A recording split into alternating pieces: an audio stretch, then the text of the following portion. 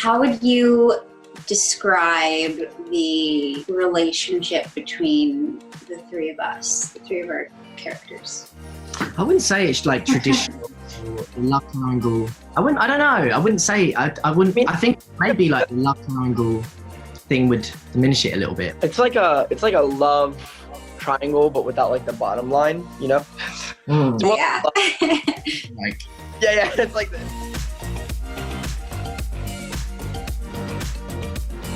Simon was pretty set on what his sexuality was, and Victor is not really so sure of that. So it's kind of like his story of self-discovery.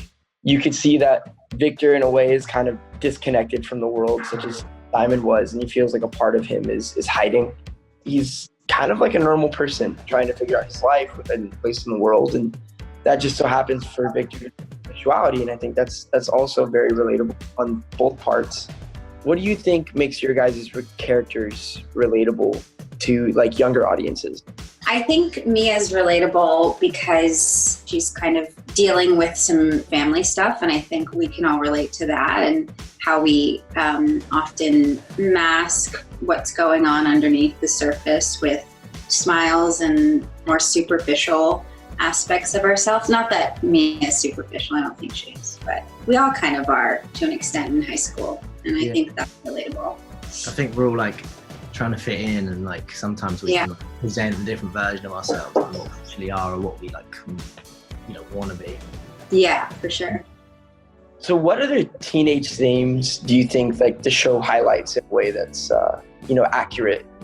One of the main ones is finding where you fit in. That exciting element of meeting new people in high school and like having chemistry with people. It's kind of the first time you get that sense happening in your life and that kind of freedom that comes with it, Just different kinds of relationships, like I guess romantic relationships, and then also friendships and how they kind of develop and change.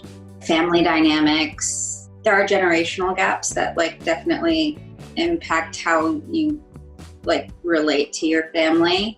What did you think about like labeling yourself in high school, and like, or did you think about that? Is it something that was on your mind a lot?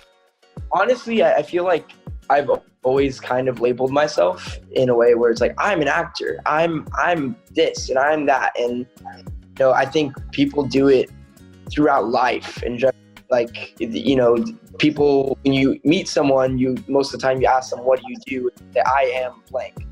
And I think that's a thing that we all label ourselves, and then, trying to find the label that we fit in is unfortunately like a big part of life. Like you go to college to find out what label you will have. And when you're in college, you are a college student, and, you are always constantly labeling yourself throughout life. I feel like, the labels that you have do not describe who you are, and like trying to separate yourself from that is very important.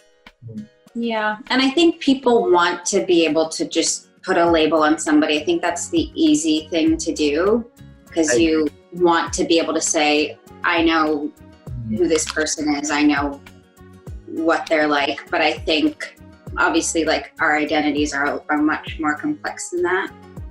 Hey, kitty. And we can be multiple things at once, and I think this show kind of explores that idea. Yeah, I agree.